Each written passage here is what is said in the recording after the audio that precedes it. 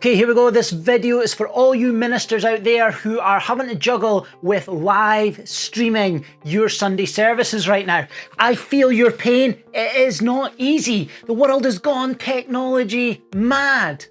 You're used to standing in a room, bouncing off the atmosphere, engaging with a live audience, but now you've got to engage with a live audience through a lens.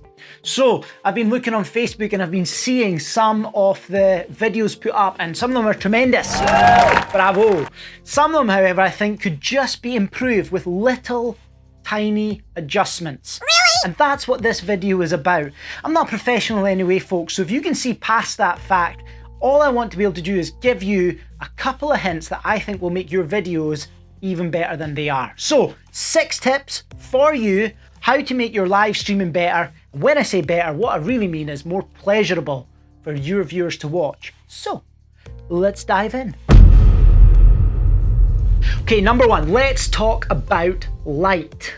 Light is your best friend, or it is your worst enemy. Don't dash, Rick, and if you see a long tunnel, stay away from the light! No, seriously, before you hit go live on your live stream, look at the light.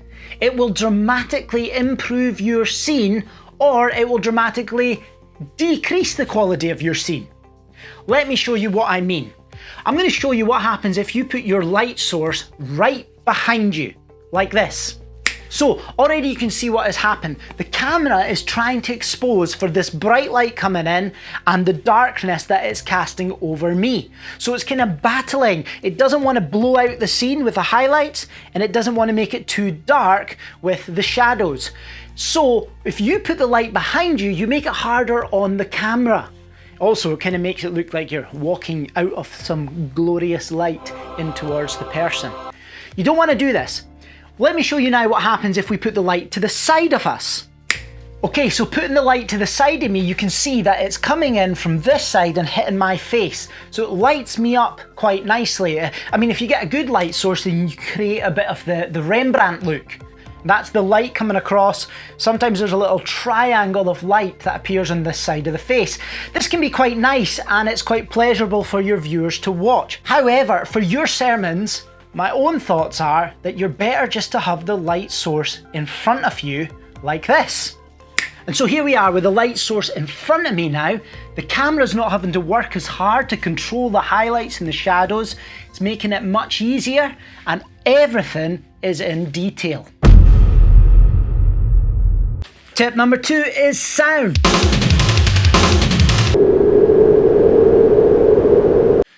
Sound is king. If you are live streaming a service or you're doing a daily devotional, sound is essential. Did you know that the human body actually hears before it sees? We process much more through our ears than we realise. Our eyes are what we give most attention and weight to, but our ears really inform us.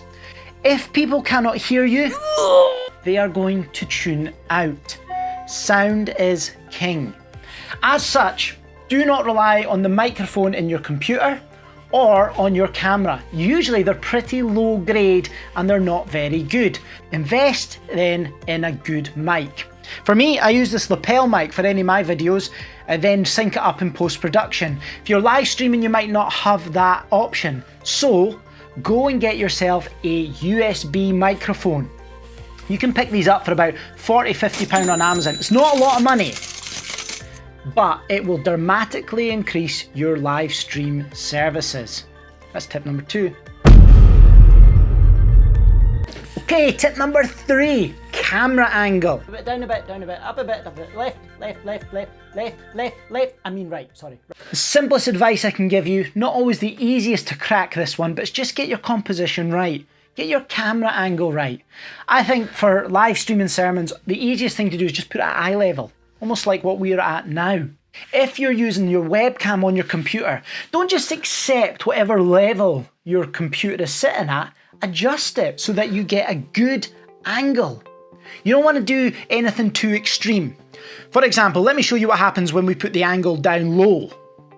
A low down camera angle is really not good because it makes me look much taller than I am.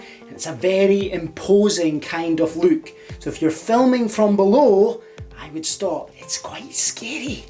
Here's Johnny. Now, conversely, you don't want to put your camera too high up. In a normal church setting, this works because you have a congregation. And a high up camera can pan out and you can see the audience who are there, and it makes the person on the other side of the screen feel like they're part of it. However, we have no congregation right now, so leave those high up shots alone. Leave them for Facebook. Now I'll take a picture, put lots of filters on it, and this is how I want to look in real life, but I don't. Instead, bring that lens, that camera, round about eye level. It says, I'm talking to you. This is intimate. Would you like coffee? Tip number 4, let people breathe.